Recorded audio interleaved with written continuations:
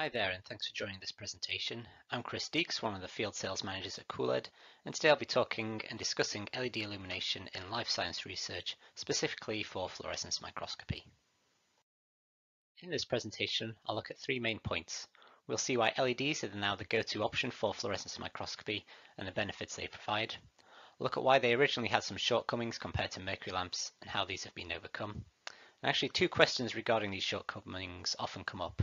Firstly, are wavelengths available for my chosen fluorophore? And secondly, is it bright enough? So I'll explain why these are actually hangovers of when the technology was still maturing. And finally, I'll look at how LEDs are not just a light source replacement for a mercury lamp that can just be put on a system, but how they can actually be fully involved in a smart system setup and help provide better imaging for the user. So at Cooled, we work solely with LEDs as a light emitter, and these LEDs come with large benefits. One of them being the long lifetime compared to mercury bulbs, with LEDs having a lifetime of over 20,000 hours when used in this manner. LEDs themselves actually have a life expectancy of over 100,000 hours, but to get the extra brightness out of them, we overdrive them slightly. This is absolutely fine to do as long as they're cooled sufficiently, which we do in our products. Mercury bulbs, however, have a lifetime of about 200 hours before they become a lot dimmer compared to when they were new. They can last longer than this, but the more it's used, the dimmer the output, which then restricts the ability to get high quality images from experiments over a longer time period. LEDs also don't have any warm-up or cool-down time, which mercury bulbs do. LEDs can be switched on and off as much as is needed without any problems, whereas with mercury bulbs, they require about 20 minutes to warm up before they reach their most bright, and then when switching them off, they have to stay off for around half hour or so before they can be switched on again. This means actually most of the time the lamps are kept on during the day in labs, just in case anyone needs to use them. This actually deteriorates them quickly and also cuts short their lifetime. Mercury lamps also give a broad white spectrum, whereas LEDs give much narrower bands, and these often come with independent channel intensity control as well. So if a wavelength is not needed, those LEDs can remain switched off, or if several LEDs are in an illumination system, they can easily be adjusted to change the intensity, which makes it perfect for balancing fluorophores on samples without the need for an ND filter. Here you can see a typical setup of an old-style mercury lamp with a lot of cumbersome features that are not required when working with LED sources. An electric shutter is no longer needed as LEDs can be switched on and off with no warm-up time as just discussed. ND filters aren't needed due to the precise intensity control in LED units. And as LEDs provide narrow bandwidths of light, excitation filters can now be placed into units in front of their respective LEDs to prevent excitation filter wheels being needed. These benefits give a cost reduction, but also prevent things like vibration, which can occur from all these mechanical parts in a setup. It can also provide much faster imaging than was previously possible as well. LEDs are now the preferred option for lighting on microscopes, and they now fit most old and new models. Microscopes do have different optical path lengths, but this can be dealt with in several ways. For example, in our P300 series direct fit model, we have an adjuster that moves an optical lens, so the light reaching the sample can provide the best homogeneity. With our liquid light guide units, these typically use a collimator which can be adjusted, again to improve the brightness and homogeneity on the sample between all the different microscopes, as it isn't one size fits all. So I mentioned at the beginning of this presentation, two questions often come up when people were still unsure about using LEDs, so I'll look at these now. First one of these questions was regarding LEDs and coverage of the wavelengths. So here you can see a chart showing the available wavelengths on our PE100 unit, where any single LED can be chosen from a range of 20. And we can see the range here from 365 nanometers in the UV up to 770 nanometers in the infrared. However, our P340 Fiori unit also provides a 340 nanometer LED for applications requiring this wavelength, so we can go further into the UV if required. But this range of wavelengths provides the ability to work with a majority of stains in the research and clinical fields. However, LEDs themselves can actually go far beyond this in the infrared to about 1700 nanometers and down into the UV to wavelengths of around 260 nanometers for applications such as sterilization. These aren't typically used in more routine microscopy applications at the moment, but this could change. One weakness in LEDs is they do have less power in the green region, but as you can see in the graph here, one way to aid this is to create a broader peak. So this is done by phosphoring an LED, which gives it this broadness. So at Cooled we use a very strong blue LED with a phosphor on top, which is very efficient and gives very good brightness. Other methods include using a laser to excite the phosphor. This would obviously require a laser in the system, which can add cost and could be a health and safety issue as well.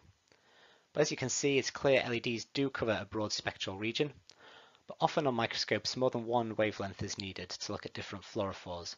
So it's common for LED units to be fitted with more than one LED. It's quite common for them at the moment to have 3 or 4 in. In fact, one of our units, the P4000, is fitted with 16 LEDs, giving a broad array of wavelengths available to use.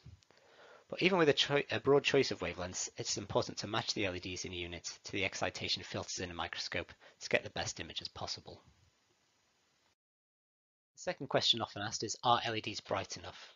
And here we can see a comparison of a mercury lamp, the grey line, compared to one of our P300 series shown by the blue line, which has 3 LEDs fitted. The power of LEDs has actually greatly increased over the past years. So back in 2006, when Cooled first released their LED source for fluorescence microscopy, we were at a tiny fraction of the power we're at now. But you can see from the graph here how we can compare now, with LEDs being much brighter in the UV region and in the blue, but the red is slightly lower than the lamp power still. It's much more flat though and provides more than enough power for fluorophores in this region. We actually upgraded this unit a couple of years ago with new LEDs providing over double the power output compared to the original LEDs we used. And in fact, LED power is roughly doubling every 2 to 3 years or so it's going to be a matter of time before they're even brighter in the red and all the other regions as well. We've actually been told by some people though that LED power is more than enough now, and I've seen talks and papers suggesting it can be better to excite fluorophores with less power but for an extended time period. So some people do still want the power though, but we can say obviously the power is there. One thing to remember is when the power is quoted, this can be quite a confusing element. Often it's not the power that's measured at the sample itself. So we actually tend to use the word irradiance, and this is actually the power over the area, and this is quoted in milliwatts per millimeter squared. This gives a much better idea of what's happening at the sample, which is where the graph here was actually measured as well. Occasionally you may see the power quoted as out of a light guide as well, but this doesn't reflect the light that actually makes it to the sample. So it can be misleading as it doesn't factor in variable losses through the light path of different microscopes. And we've actually created a couple of white papers recently explaining how to accurately and precisely measure irradiance. So if you're interested, you can find this either on our website or available to download on our booth as well. So we've discussed the convenience of LEDs, providing the long lifetime, the instant on-off, and the fact there's no mercury. But LEDs actually offer many additional benefits in terms of the performance and quality of data that can be collected. So LEDs are not just a dumb lamp like you get with mercury, but can actually provide sophisticated control and can lead to improvements in the image by improving the signal to noise. It can also help reduce photobleaching, meaning it can image for longer and improve the cell viability as well. This actually comes down to the narrow bandwidth of the LEDs and the high speed of the control you can get. You can take a couple of looks at some examples now. So here's an image showing the reason why the signal to noise is improved. As you can see, the grey line is a spectrum from the metal halide lamp, and the blue is the 435 nanometer LED bulb for exciting something like CFP. You can actually see how well this fits into the excitation filter passband, shown by the solid red line on the left. There's actually very little of the LED energy that falls into the emission filter passband. And that's important for reducing the background and improving the signal to noise ratio. So the optical filters provide a great job, obviously blocking the light from unwanted wavelengths, but with the narrow bands from the LED, it improves the data even further by doing this compared to mercury lamps. But the narrow band of the LED means less UV light is also reaching your sample as well. So for every UV photon that reaches your sample, it can be causing background fluorescence and can be causing damage to samples as well. So using LEDs can have quite big advantages for data collection. Actually, a study by Sandrine Prost in 2016 showed some nice signal to noise improvements of between 2 and 7 times with LEDs compared to lamp-based sources, which is pretty incredible to see. So in terms of improving cell viability, this comes down to high-speed switching. In fact, one of the biggest improvements is about being able to synchronize the on and off with the exposure of the camera with the LED light source. And this can be done via USB if the light source is integrated into the software, or via a TTL line from the camera to an LED light source. So reducing or removing the needless light illumination from either side of the camera exposure goes a big way to reduce photo bleaching from when shutters were used, or in fact when fast switching isn't used at all. and this will improve cell viability. One method that has been discussed as well is to use very fast pulsing rather than continuous illumination. So this can be a few microseconds pulse, followed by a rest time to allow the excited fluorophores to come back down to ground state, and again followed by another pulse, and so on. And this has been shown to improve cell viability and reduce photobleaching. You can actually see how this was studied in the paper referenced here. So LEDs can be used not only for fluorescence applications, but for transmitted ones as well. So typically, halogen bulbs have been used for transmitted light. So this causes a colour change when the intensity is altered. With LEDs, the colour temperature stays the same with varying intensity, giving much more repeatable results for experiments. With halogen, users also like to keep the lamp on about a 9-volt setting, which gives a colour temperature of around 3000. So keeping the colour temperature at this with LEDs means the intensity can be varied without affecting any work that's being done. And another element that's important for transmitted light LEDs is the correlated colour temperature, and that's achieved by balancing the LED and giving it a good green and red region. A poor LED is very cold to the eye with higher intensity in the blue. But LEDs are also much more favourable in the UV as well, and it gives minimal illumination in this wavelength region. So it's much easier on the eye than a halogen bulb, which has a higher irradiance in the UV, which can cause things like dryness of the eye. So in summary, we've seen LEDs have huge benefits over traditional lamps, now more than ever with their increasing brightness and their large range of LEDs that are now available.